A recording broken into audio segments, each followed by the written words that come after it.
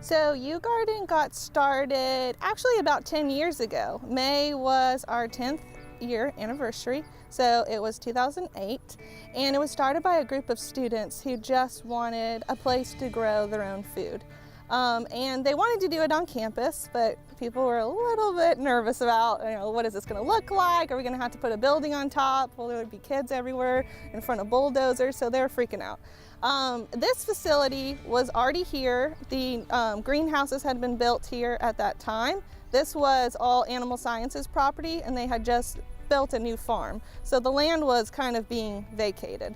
And rather than let it go to parking lots and all of this, they said, hey, let's just go put those random students out here on South Millage, and they'll be a little bit out of the way, but also kind of tied to horticulture since the greenhouses are here. We are probably around 15 acres in totality.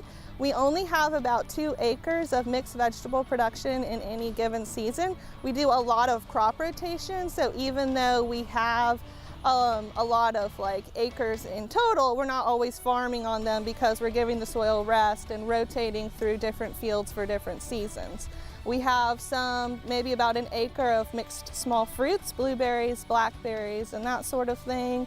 We have a small medicinal herb garden where we grow teas.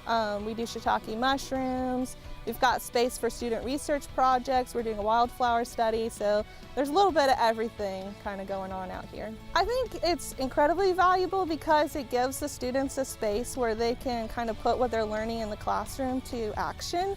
And I think what we've seen from this is not only is it a great resource for students who want to farm or who are interested in small-scale organic farming or whatever, or even horticulture students, but it's a great resource for any student who's just interested in growing food in general.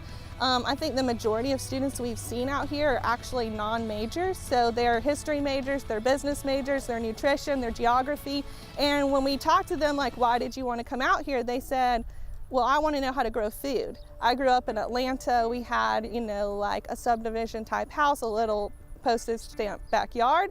I never got to see broccoli growing. I never got to pull a carrot out of the ground. And for our ag students, we often take that for granted because we maybe were we grew up seeing that sort of things, but then we are bringing in students who are just I didn't know cabbage grew like that, or I didn't know broccoli was actually a bud that formed a flower later if you didn't pick it. So I think the most valuable thing I've seen is just getting other students out here exposed to growing food.